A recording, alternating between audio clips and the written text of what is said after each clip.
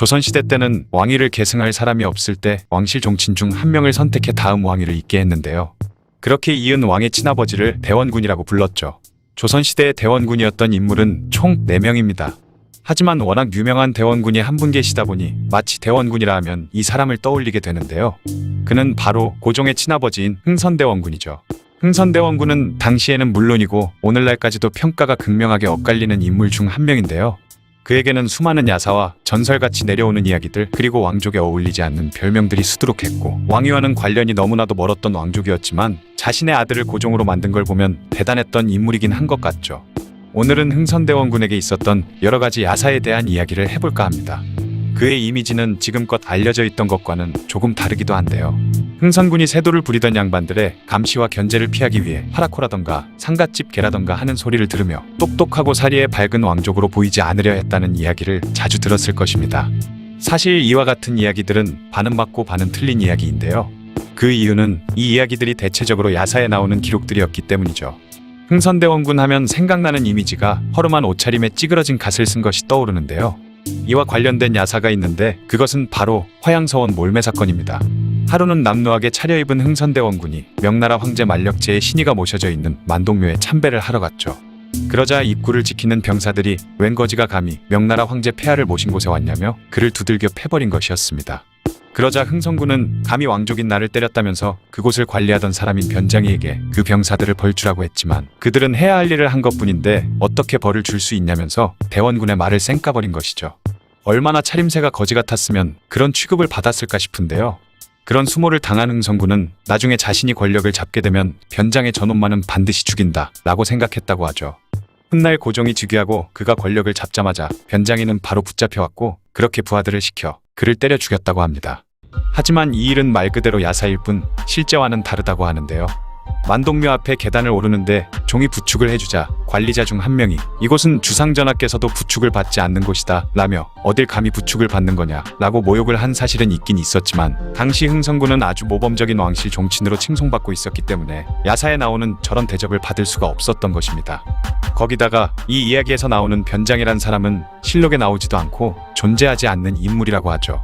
또한 흥선군은 안동 김씨의 수장이던 김자근의 아들 김병기에게도 수시로 온갖 모욕을 듣기 일쑤였는데요. 어느 대갓집 가문의 잔칫날에 흥선군이 찾아와 잔치상을 차려달라고 요구하자 김병기가 저런 거렁뱅이 상갓집 개한테 잔치상은 호사다라며 자신이 먹던 고기에 뼈를 던져 주었죠. 그러자 흥선군은 아무것도 못하고 그냥 웃으며 넘길 수밖에 없었습니다. 시간이 흘러 자신이 권력을 잡고 난 뒤 김병기가 연 잔치에 간 흥선대원군은 김병기가 준비한 음식에 독이 들었다며 먹던 음식을 뱉어버렸죠. 임금의 친아버지이자 당시 최고의 권력자를 독살하려 했다는 혐의를 받게 된 김병기는 흥선대원군이 뱉은 음식을 자신이 주워 먹고 독이 없다는 걸 증명하고 나서야 겨우 목숨을 부지할 수 있었습니다.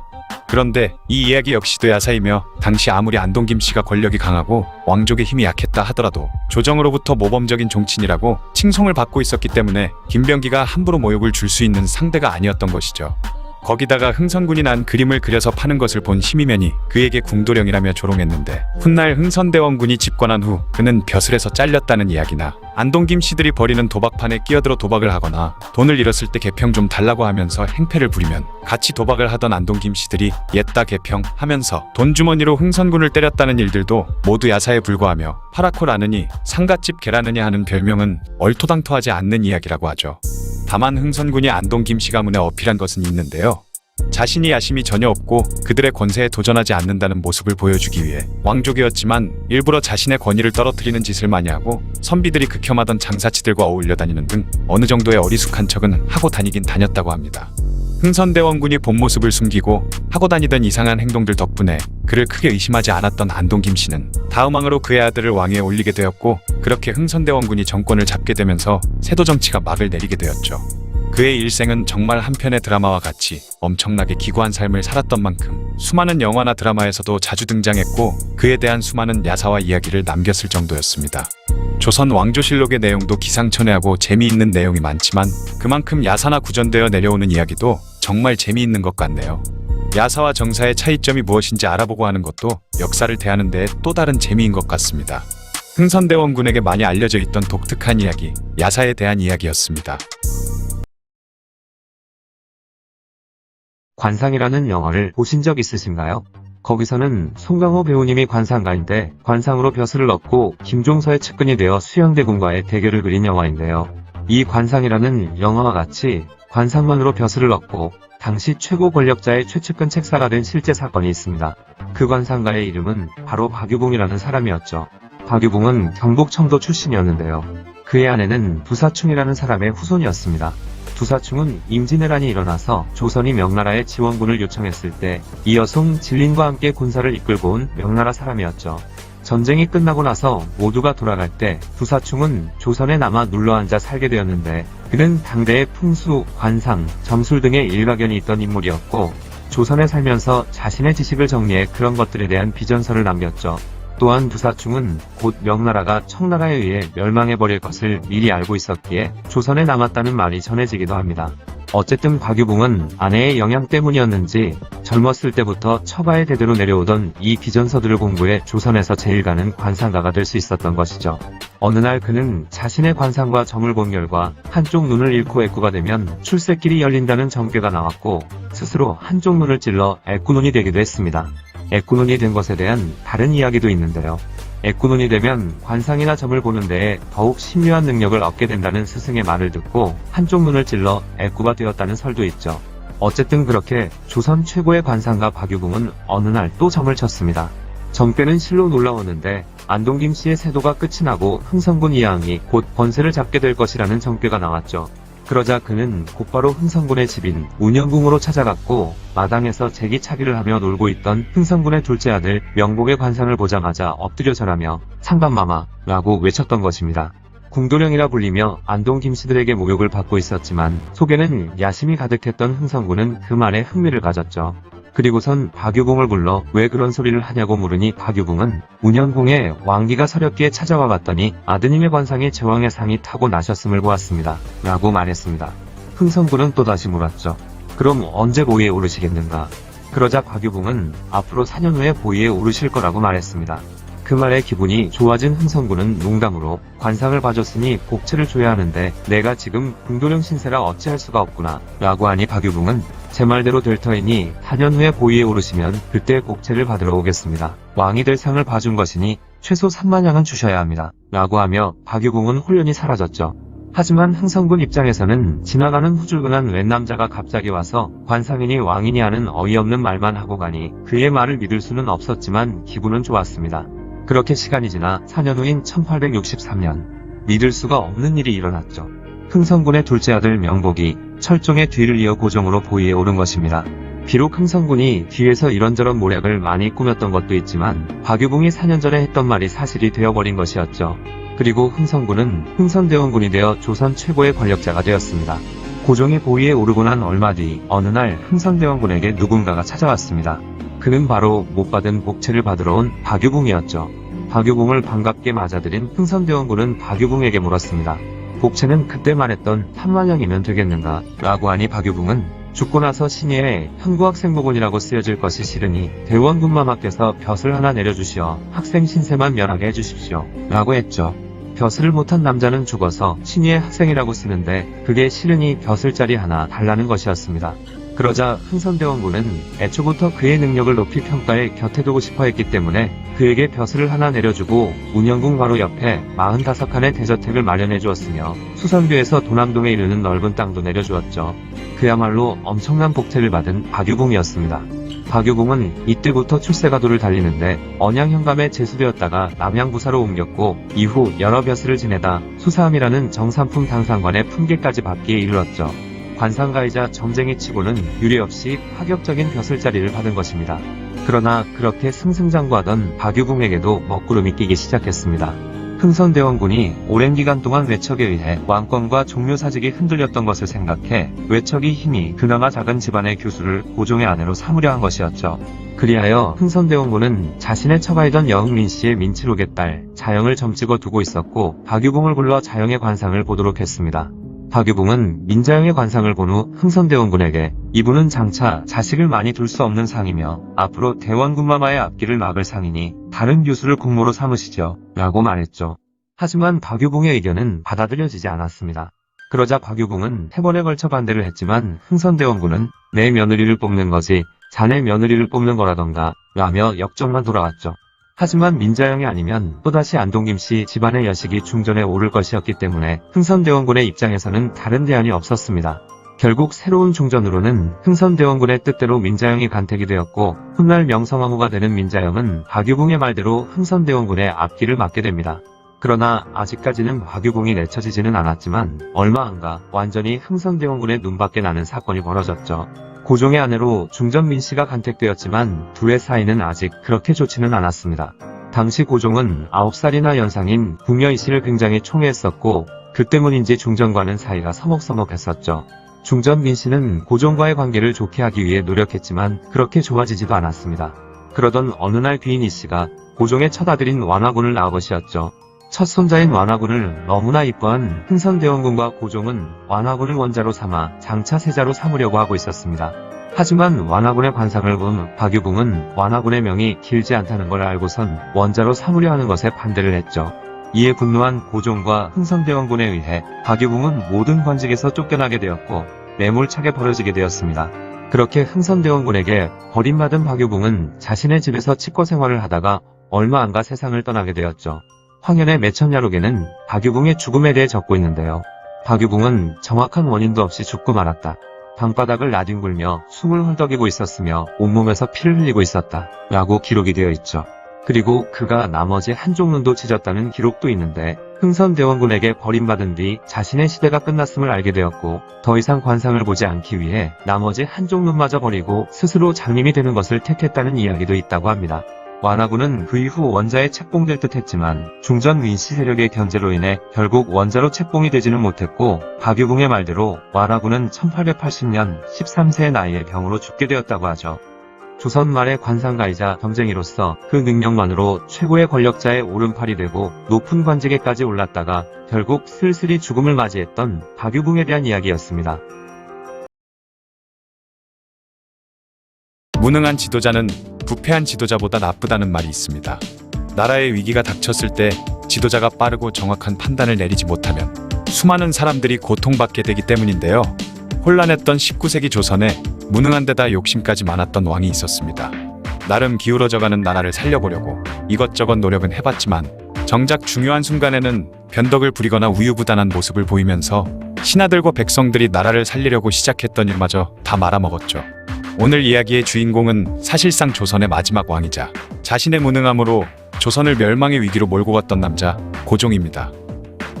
1852년 흥선대원군의 둘째 아들로 태어난 고종은 12살의 나이에 왕위에 오르게 됐습니다.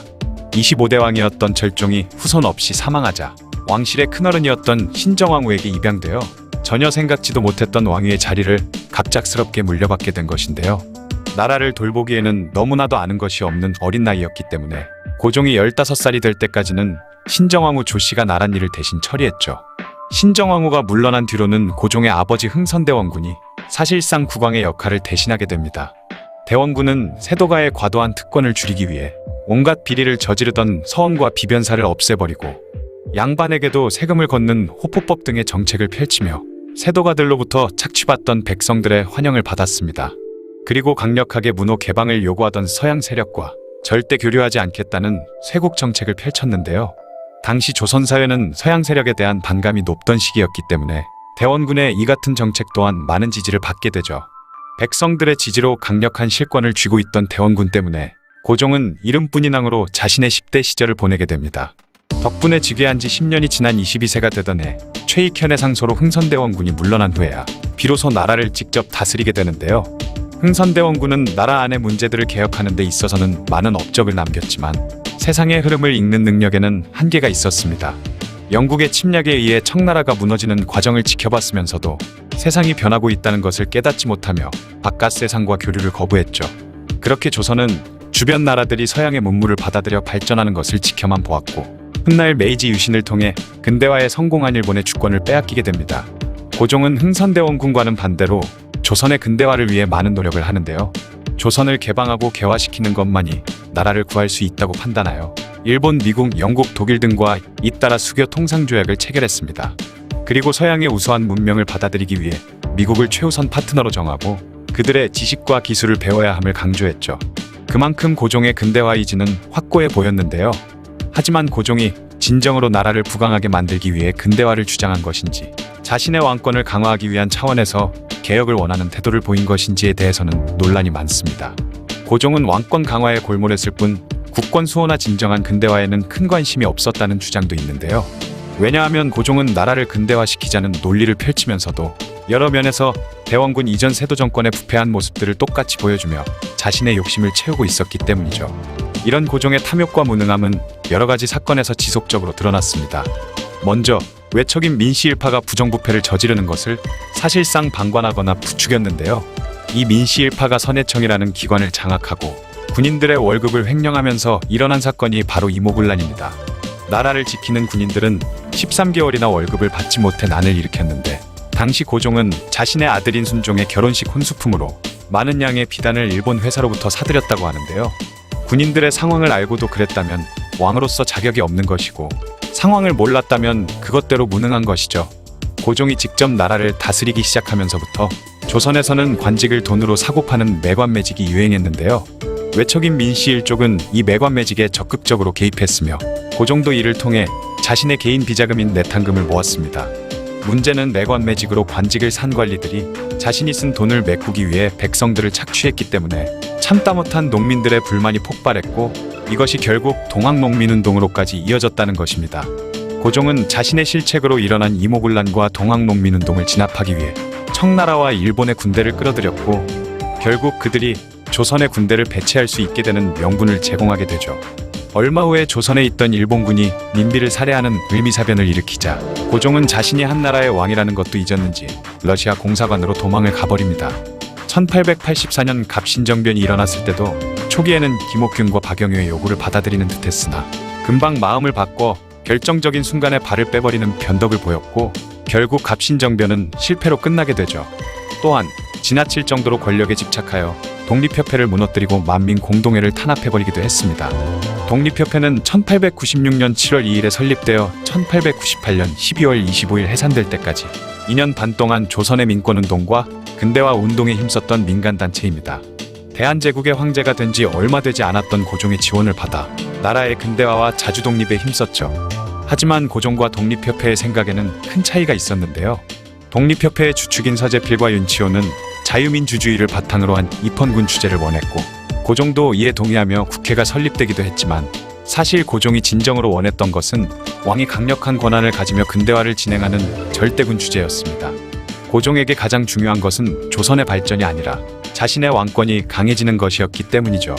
자신과 생각이 다른 독립협회의 세력이 점점 커지자 자신의 권력을 뺏길까 두려움을 느낀 고종은 황국협회라는 단체와 왕실의 병력을 동원해서 한때 자기가 직접 후원했던 단체를 강제로 해산시켜버립니다. 독립협회 협회장이었던 윤치호는 고종의 앞과 뒤가 다른 행동에 이런 식으로 일을 진행해서 대체 이 나라에 무엇을 바꿀 수 있겠는가라며 분노했죠.